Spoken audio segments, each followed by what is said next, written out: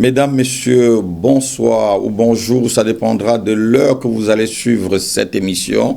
Nous sommes encore sur Alléluia TV. Je dis Alléluia à toute la francophonie, Alléluia à ceux qui sont à Libreville, parce qu'on va recevoir une éminente femme de Dieu du Gabon aujourd'hui, même si elle exerce en France, de la personne du pasteur Jeanne.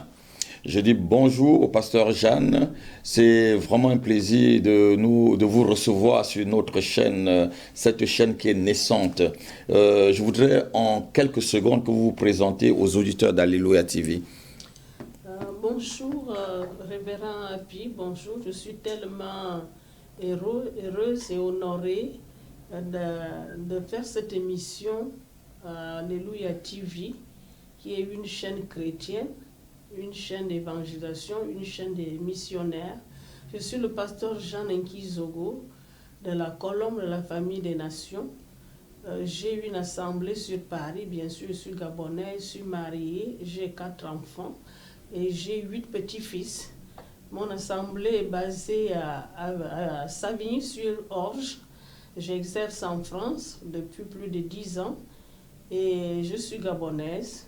Et j'ai aussi dans mon assemblée une organisation, une association humanitaire qui s'occupe des veuves et des orphelins et qui organise aussi les pèlerinages en Terre Sainte depuis 10 ans aussi. Et ça se passe très bien, les gens reviennent de là-bas étant heureux. Ils ont découvert la terre de notre Seigneur Jésus, là où il nous a sauvés, là où il nous a délivré, là où il a été crucifié, là où il a été ressuscité, là où il a été enterré, enseveli, et tout s'est passé dans cette terre-là et plus précisément à Jérusalem. Voilà, merci pasteur, vous êtes allé vraiment vite en besogne. Je devrais vous poser la question, pourquoi vous êtes ce matin sur Alléluia TV? Voilà, c'est pour parler du voyage en Israël, c'est pour parler du voyage dans la terre sainte, parce que la Bible nous dit que Israël c'est la terre sainte. Mais je voudrais savoir, pasteur, pourquoi Dieu a-t-il choisi Israël parmi tant d'autres peuples? Parce que moi, je suis africain et ceux qui me suivent, il y a des gens qui suivent cette chaîne jusqu'en Australie. Quelqu'un va te dire, ou peut-être en Mongolie, parce qu'il y a des gens qui nous suivent aussi en Chine. Quelqu'un va te dire, je suis chinois, je suis mongol. Mais pourquoi Dieu n'a-t-il pas choisi la Mongolie, la Chine ou la France où nous émettons? Pourquoi Israël et pas d'autres nations? Dites-nous vraiment en quoi Israël est tellement important que les gens vont aller en pèlerinage. Sinon, pour moi, Dieu, je connais Dieu dans la Bible. Jésus a dit à la femme samaritaine, on n'ira plus à Jérusalem ou partout adorer, parce que Dieu est esprit et ceux qui l'adorent doivent l'adorer en esprit et en vérité. Qu'est-ce que les gens vont chercher en Israël? Merci mon référent, merci. Vous savez, Dieu est le créateur de toutes choses, c'est lui qui a créé le ciel et la terre. Et Dieu est souverain. Et il fait toutes choses selon le conseil de sa propre volonté.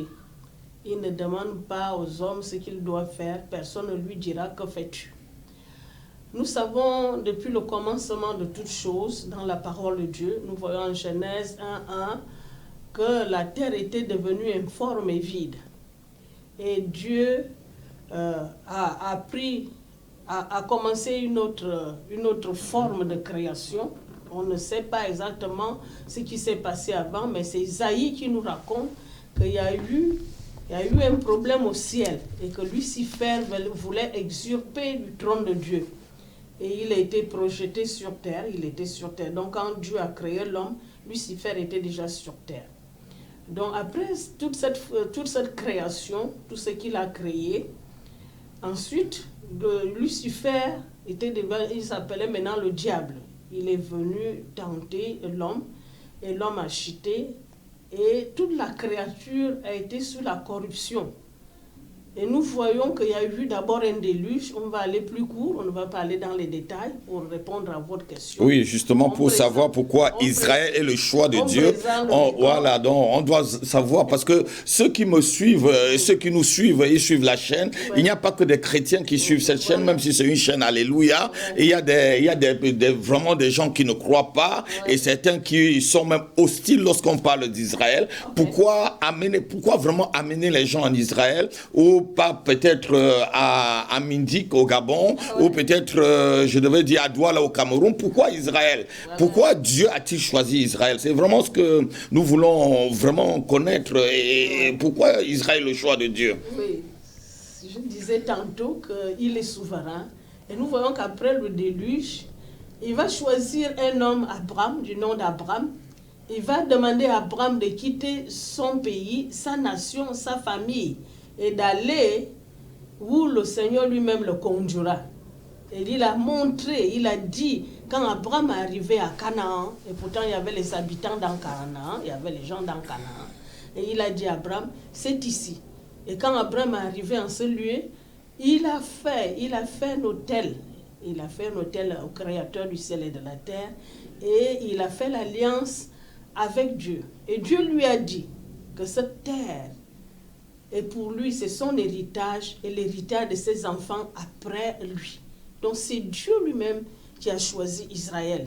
Et si nous lisons dans le livre de Daniel, nous allons voir quand on parle du destructeur, c'est-à-dire quand l'Antichrist va arriver, l'Antichrist arrivera dans le lieu très saint et il va mettre une abomination. Et nous voyons que le Seigneur est en train de dire que le dévastateur arrivera dans le plus beau des pays. Donc c'est Dieu lui-même qui a choisi Israël. C'est Dieu lui-même qui a donné Israël l'héritage des enfants d'Abraham. Donc c'est Dieu lui-même. Mais si je comprends bien, lorsque je lis ma Bible, j'ai compris d'abord que Israël, c'était une personne. Et même avant que Israël ne devienne un peuple, une nation, c'était d'abord une famille, la famille de Jacob qui est devenue Israël. Mais je me pose la question, comment une famille peut-elle devenir directement une nation? Jusqu'aujourd'hui, tout le monde peut aller vers cette nation. C'est vraiment la question. Parce que ceux qui lisent la parole de Dieu, bon, moi je suis dans la parole, je vois que c'est d'abord une famille, et après la famille devient un peuple, et puis aujourd'hui on me dit que la famille est devenue une nation. Mais pourquoi vraiment ce choix? Qu'est-ce qui a attiré vraiment Dieu dans cette famille qui est devenue vraiment une nation aujourd'hui? Voilà, Dieu avait dit à Abraham. Abraham était d'abord stérile, et il lui avait fait une promesse qu'il aura une grande famille et que toutes les nations de la terre seront bénies en Abraham. Donc toutes les familles de la terre sont bénies en Abraham. Donc c'est la promesse de Dieu à Abraham. Et quand Jacob est né, Jacob a lutté contre l'ange de l'Éternel, et Dieu a dit que tu ne vas plus t'appeler Jacob, tu vas t'appeler Israël.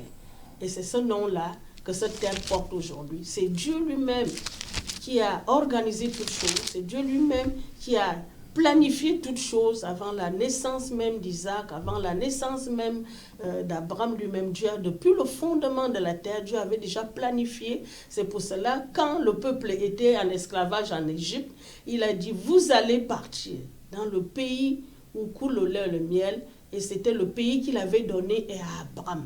Il avait donné à Abraham, parce que quand Dieu décide, même s'il y a les gens quelque part, c'est Dieu qui a décidé selon sa volonté, selon ce qu'il a déjà préparé depuis le fondement de la terre. Donc c'est pour cela qu'Israël est la terre bénie de Dieu.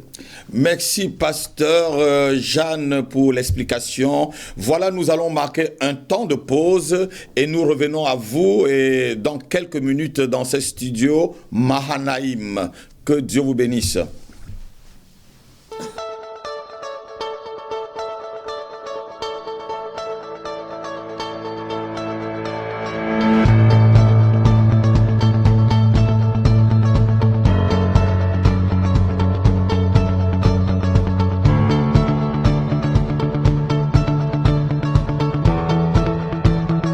Pasteur Jeanne, pouvez-vous nous dire où est-ce qu'on est en ce moment?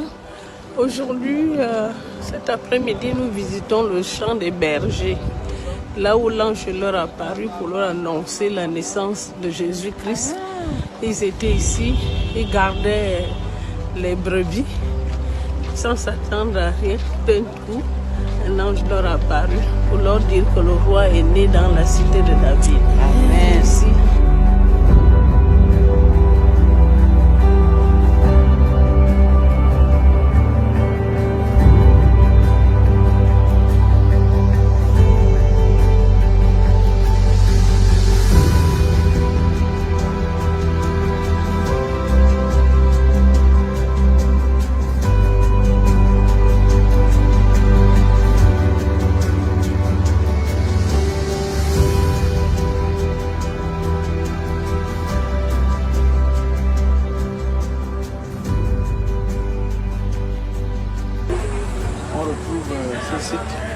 Dans le livre de Luc, au chapitre 2, verset 8, il y avait dans cette même contrée des bergers qui passaient dans les champs les veilles de la nuit pour garder leurs troupeaux. Au verset 15, il est dit, lorsque les anges les eurent quittés pour retourner au ciel, les bergers se dirent les uns les autres, allons jusqu'à Bethléem et voyons ce qui est arrivé, ce que le Seigneur nous a fait connaître. Et le Seigneur lui-même est né aussi dans une étable, dans l'hôtel de David, son aïeul. L'hôtel était maintenant plein, il n'y avait plus de place. Donc il n'y avait pas de place. Jésus a choisi d'aller naître là où on ne pensait même pas qu'un roi puisse vraiment naître. Et il nous a montré l'humilité, son humilité. Et tous ses serviteurs doivent marcher dans l'humilité. Donc les bergers, là où les rois mages sont venus, avec de l'or, l'encens, pour venir présenter. Et sont venus de loin, comme les bergers aussi sont venus de loin, pour annoncer qu'il y a un roi qui est né. Amen. Amen. C'est merveilleux de vivre. Comme l'expliquait Pasteur Jeanne, nous sommes dans le champ de berger.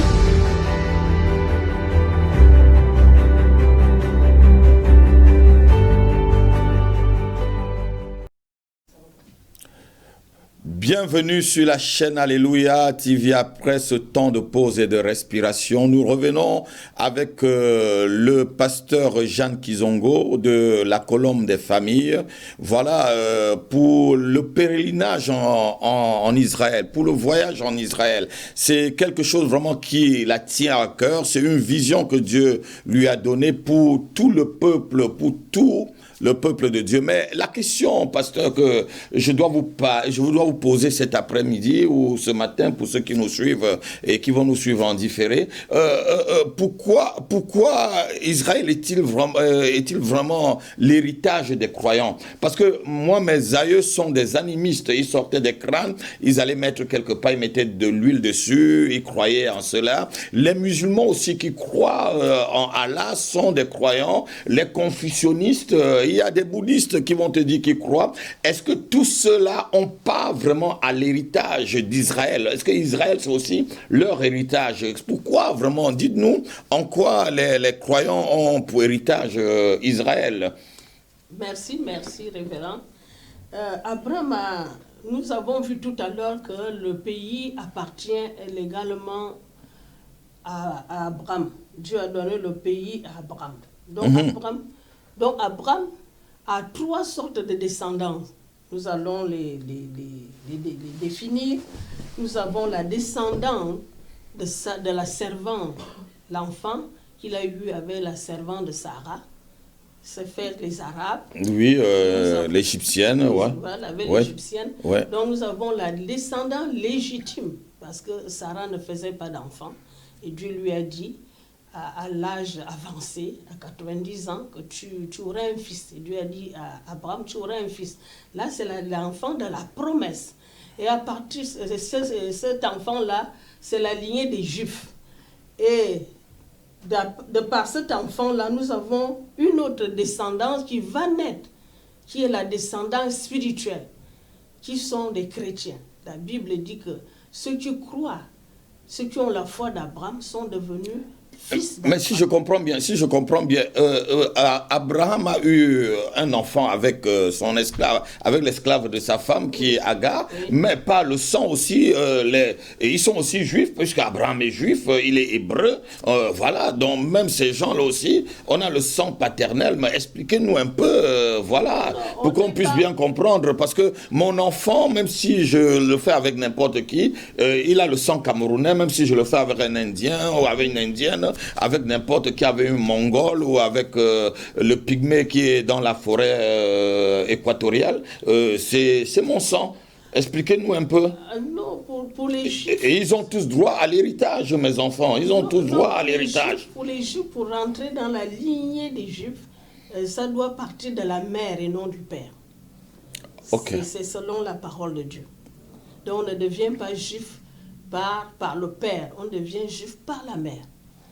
Amen. Parce que le père est peut-être et la mère est toujours vrai. Ok. Oui. Donc c'est pour vous répondre, je vais bien vous dire que toutes les personnes ne sont pas, tous les hommes qui vivent sur terre ne sont pas de la descendance d'Abraham. Si vous n'êtes pas chrétien, si vous n'êtes pas juif, si vous n'êtes pas de la descendance de l'esclave de Sarah, vous n'avez pas l'héritage Israël. Je vais vous lire cela dans Zacharie, chapitre 14. À partir du verset 17, ça parle du temps des milléniums, quand Jésus-Christ sera le roi de toute la terre. Après l'enlèvement des chrétiens, Jésus-Christ reviendra sur terre, il posera son pied sur le mont des Oliviers. Et il va régner en Israël, à Jérusalem. Et nous allons voir ce qu'il va dire des autres nations qui n'ont pas cru en lui. Il y a plusieurs dieux. Vous venez de dire que les parents croyaient. Oui, il y a vraiment plusieurs dieux. Mais Dieu, le créateur du ciel et de la terre, est unique.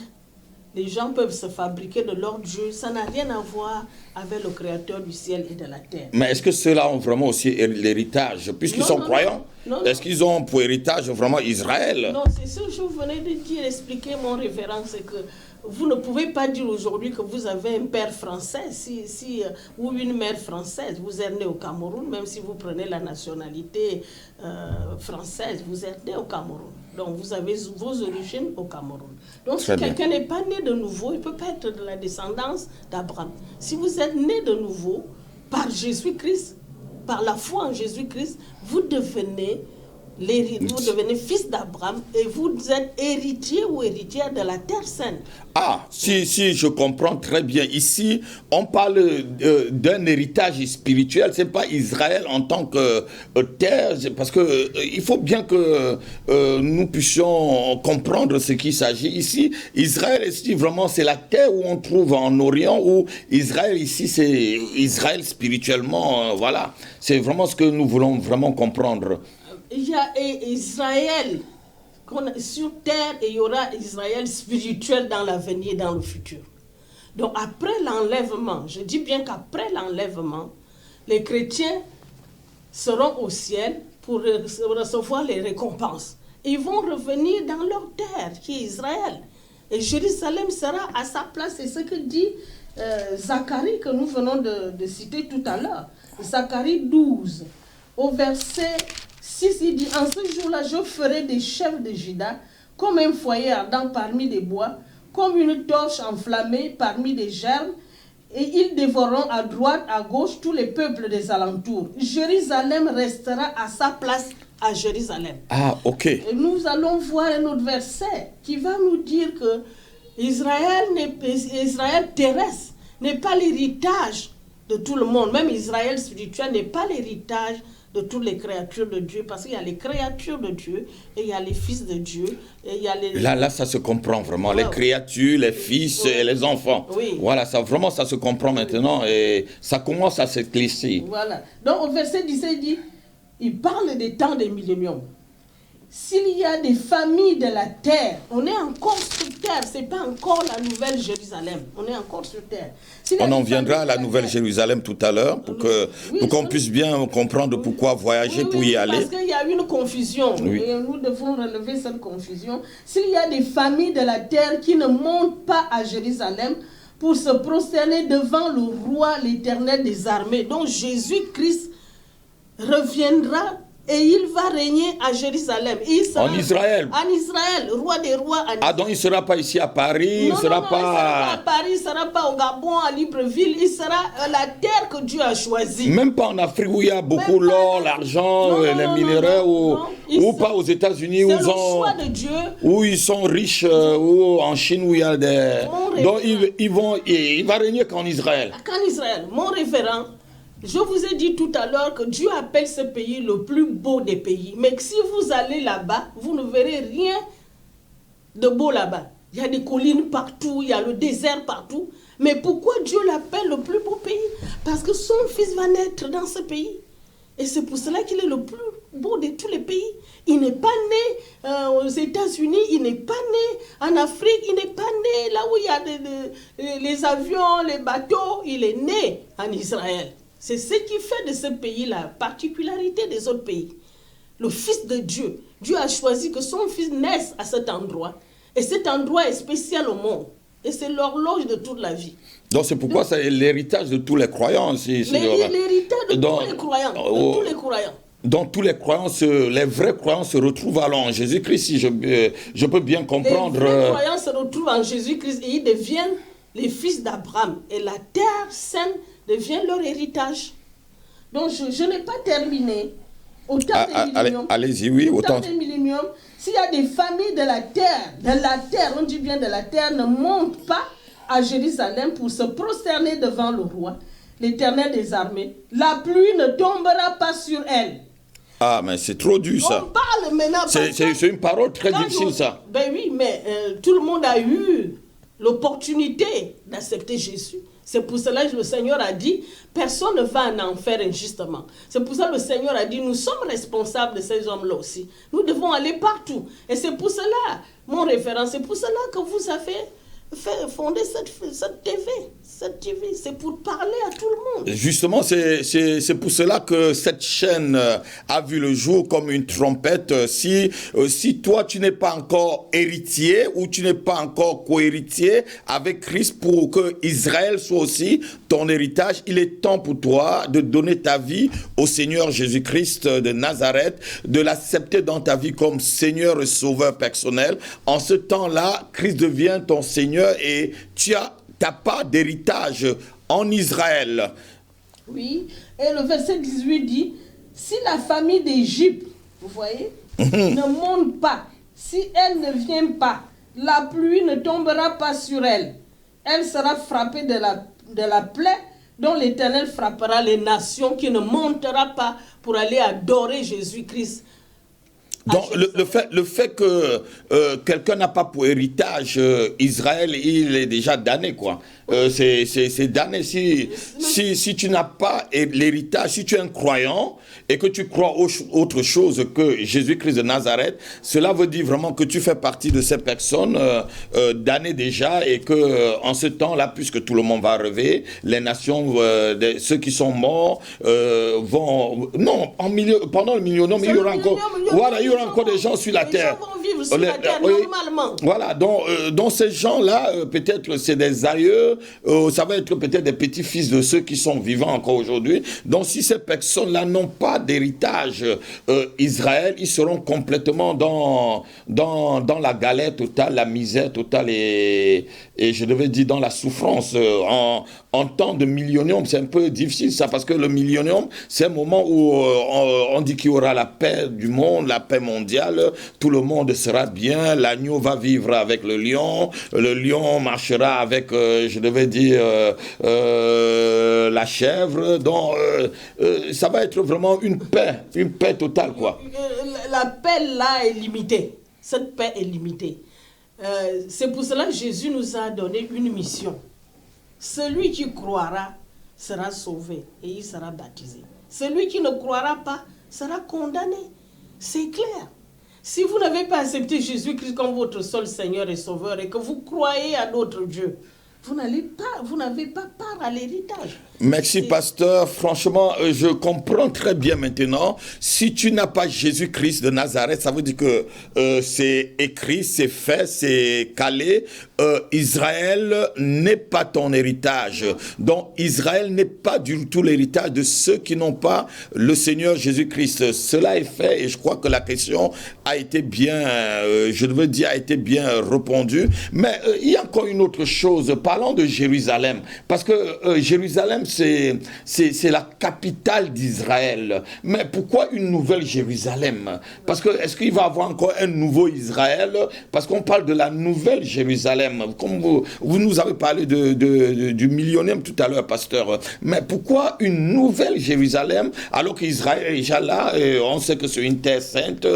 C'est Israël qui a existé depuis je devais dire, la nuit des temps, même si en 1948, l'État d'Israël est revenu à la naissance par rapport à la prophétie de Jérémie et d'Ésaïe. Mais pourquoi une nouvelle Jérusalem?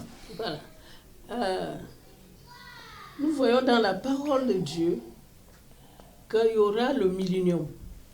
Satan sera lié, c'est pour cela qu'il y aura cette paix. Et cette paix-là ne va pas durer. Et on va encore délier Satan. Satan sera encore libre. Et il va venir faire la guerre au sein, à Jérusalem. Et la guerre, on l'appelle Armageddon. Et cette guerre-là, Satan va perdre. Et quand Satan va perdre, ça serait maintenant la fin des temps. Ce serait la fin des temps. Le millénium n'est pas la fin des temps.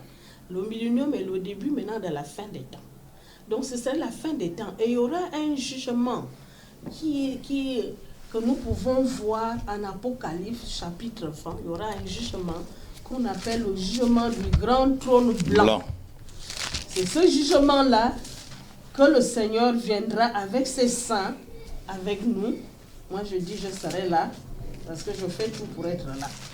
Il viendra avec ses saints pour juger les bons et les mauvais. Donc ça ne concerne pas les chrétiens, les personnes qui ont servi Dieu sur terre, parce qu'elles seront enlevées. Et quand elles seront enlevées, ils vont vivre 1000 ans après cette guerre d'Armageddon. Maintenant, il y aura le jugement du grand trône blanc. Apocalypse 20, de 11 à 15, nous explique comment ce jugement va se passer. C'est là où Jésus nous dit qu'il mettra les boucs d'un côté et les brebis de l'autre côté. C'est-à-dire que ceux qui ont fait les bonnes œuvres, ils seront jugés par leurs œuvres. Ils ne seront pas jugés par rapport à... parce que les chrétiens ne sont pas jugés. Eux, ils seront jugés. Il y aura une balance. Si tu as fait des bonnes œuvres, le Seigneur t'accueille dans son royaume. Mais si tu n'as pas fait de bonnes œuvres, vous savez, le Seigneur fait toutes ces choses-là parce que Dieu n'a pas créé l'enfer pour les êtres humains, parce que nous sommes faits à sa ressemblance et à son image. Le Seigneur veut que tous les hommes soient sauvés et parviennent à la connaissance de la vérité. Donc il y aura les bons et les mauvais. En ce moment-là, les mauvais iront en enfer. C'est pour cela aujourd'hui, mon révérend, ce que vous avez fait est louable. Parce que tous nos parents, nos amis, tout le monde doit écouter la parole de Dieu. Parce que ce jour-là, nous serons assis avec le Seigneur, on verra comment on juge notre père, comment on juge notre mère s'il a fait des mauvaises choses. Merci beaucoup, pasteur. En quoi maintenant le fait que Israël ou Jérusalem sera la nouvelle capitale mondiale, parce que en quelque sorte on le voit même jusqu'à aujourd'hui par rapport aux informations, lorsqu'il y a quelque chose qui se passe en Israël, tout le monde entier bouge, le monde, les politiques bougent, l'ONU bouge, tout le monde bouge. Mais en quoi cela maintenant peut m'amener, moi en tant que chrétien, bon voilà, ou peut-être croyant, qu'est-ce qui peut allons me pousser vraiment à faire ce voyage où vous organisez tous les ans pour Israël, ce pèlerinage? Qu'est-ce qui peut vraiment me pousser? Qu'est-ce que je verrai là-bas qui pourra peut-être, des choses qui pourront peut-être fortifier ma foi, ou peut-être, je ne sais pas. Qu'est-ce qui peut vraiment m'encourager à vous suivre pour ce voyage en Israël cette année? Merci révérend. Je n'avais même pas terminé, mais je disais, après ce jugement, ce serait la fin du monde. Et quand ce serait la fin du monde, Apocalypse 21 nous dit, maintenant, Dieu va encore créer un nouveau ciel, une nouvelle terre, et la nouvelle Jérusalem va maintenant descendre. Ce sera maintenant le paradis final pour toutes les personnes qui seront sauvées. Qu'est-ce qui peut nous conduire maintenant d'aller en Terre Sainte? Oui, le 11 et le 20 juillet, pour ceux que... Voilà, du 11 jusqu'au 20 juillet, aller en Terre Sainte, parce que beaucoup en font le voyage. Je vois des gens qui vont, ils rentrent avec l'eau du Jourdain, beaucoup qui se baptisent dans le Jourdain. Est-ce que, franchement, ce baptême-là est différent du baptême que nous faisons ici en France, dans des baptistères ou peut-être dans la Seine? Non, il n'est pas différent. Dès qu'il y a l'eau quelque part, on baptise quelqu'un. Voilà, qu'est-ce qui peut nous pousser vraiment? Ça, c'est leur foi d'aller se faire baptiser là où leur Seigneur s'est fait baptiser. Qu'est-ce qui peut pousser quelqu'un qui nous écoute tout de suite, le 11 à s'inscrire? Je vais lire Jérémie chapitre 3. Vous savez, la parole de Dieu est l'autorité finale d'un croyant, d'un chrétien. L'autorité finale. Si la parole de Dieu dit quelque chose et que mon pasteur dit autre chose, la parole de Dieu a raison parce que Dieu est souverain. Nous lisons Jérémie 3 à partir du verset 16. C'est l'Éternel qui parle à son peuple. Lorsque vous aurez multiplié et fructifié dans le pays, ils sortent de l'Égypte. En ce jour-là, dit l'Éternel, nous comprenons bien, dit l'Éternel, la parole de Dieu ne change pas. On ne parlera plus de l'arche de l'alliance de l'Éternel. Elle ne viendra plus à la pensée. On ne se la rappellera plus, on ne s'apercevra plus de son absence, et l'on n'en fera point une autre. Aujourd'hui, il n'y a pas l'arche de l'Éternel en Israël, parce que le temple a été détruit. Exactement. Au verset 17, il dit, en ce temps-là, on appellera Jérusalem le trône de l'Éternel. Toutes les nations s'assembleront à Jérusalem au nom de l'Éternel. Vous ne voulez pas visiter le trône de l'Éternel? Vous ne voulez pas aller voir là où le Seigneur est? Puis quand vous êtes là-bas, votre foi augmente. Je ne dis pas que vous n'avez pas de foi, mais votre foi augmente de niveau. Parce que quand vous prêchez l'évangile, vous savez que telle chose s'est passée à tel endroit. L'être humain a toujours les images dans sa tête. Quand nous parlons d'un endroit et que nous voyons physiquement cet endroit, ça change un peu, ça met encore un plus dans notre foi. C'est pas que on ne peut pas être guéri au fin fond du Gabon, au fin fond du Cameroun, mais cet endroit-là a quelque chose. Et Dieu, l'Éternel lui-même a dit que sa présence ne quittera pas cet endroit. Et l'endroit où on appelle le mur de lamentation, là où il y avait l'ancien temple, c'est l'endroit où Abraham voulait sacrifier Isaac. Et Dieu a dit, mont Morija. Le mont Morija. Exactement. Et il a dit qu'à cet endroit, il pourvoira toujours. Il s'appelle Yahweh Jireh. Et le verbe est au futur. Donc, étant que descendant ou descendant d'Abraham, quand vous partez à cet endroit-là, il pourvoira. Merci beaucoup, pasteur. Je crois que ceux qui nous ont suivis sont convaincus que le trône de Dieu ne se trouve pas à Paris, le trône de Dieu ne se trouve pas ailleurs qu'en Israël, parce que Dieu ne change pas. Donc si quelqu'un veut connaître Dieu, je crois franchement qu'il doit visiter la terre d'Israël, qui est le plus beau pays, comme la parole de Dieu le dit. Je comprends pourquoi au début on a parlé d'Israël comme héritage, d'Israël comme le choix de Dieu. Donc Dieu s'est choisi un endroit où s'il faut vraiment le connaître, le vivre, le sentir, même si on peut le dire, parce qu'on peut sentir Dieu, on peut sentir sa présence. Donc ce n'est que en Israël. Cela ne veut pas dire que Dieu est limité. Dieu est partout, il est omniprésent. Mais Israël, c'est son trône. Ouais. Israël, c'est sa base. Israël, c'est sa maison. C'est en Israël que Dieu a décidé. Et c'est son choix souverain. Ouais. Parce qu'il fait toutes choses selon le propre conseil, son propre conseil. Nous ne pouvons pas savoir pourquoi il a choisi Israël. Nous ne pouvons pas savoir pourquoi c'est Israël et pas un autre lieu. C'est sa décision. Messieurs et madame, vous qui avez suivi cette émission, je crois que vous êtes convaincus que le 11 et le vin, vous pouvez faire partie de ce voyage. Que Dieu vous bénisse. Vous étiez sur Alléluia TV et cette merveilleuse chaîne de la francophonie. Je bénis toutes ces personnes qui nous ont suivis. Que vous nous suivez en différé ou en direct, que Dieu vous bénisse. Je dis Alléluia à ceux qui sont en Australie. Alléluia à ceux qui nous suivent à Bruxelles. Alléluia à Yamoussoukro. Alléluia à Libreville. Alléluia à Yaoundé. Alléluia à Mbangui. Alléluia, je devais dire à Cotonou. Alléluia, même jusqu'en Afrique du Sud. Alléluia sur toute la planète. Que Dieu vous bénisse. À la prochaine émission. C'était votre serviteur, l'apôtre Happy. Et je dis merci au pasteur Jeanne. On peut dire à la prochaine. Quelle belle émission. Que Dieu vous bénisse. Qu'il vous bénisse aussi, les gars. Amen.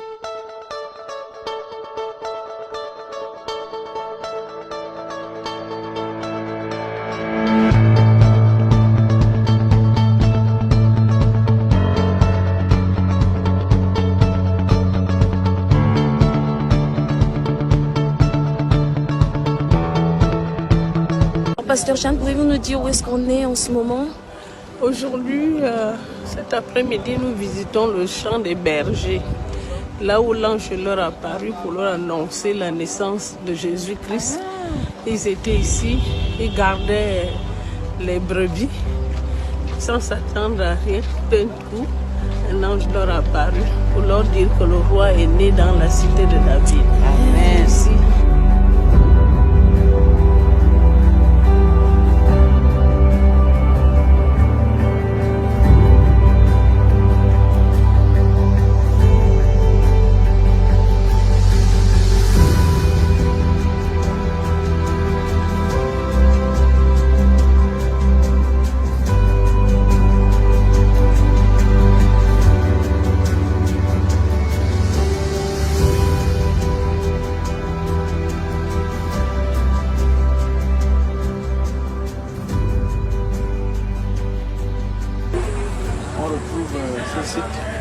Dans le livre de Luc, au chapitre 2,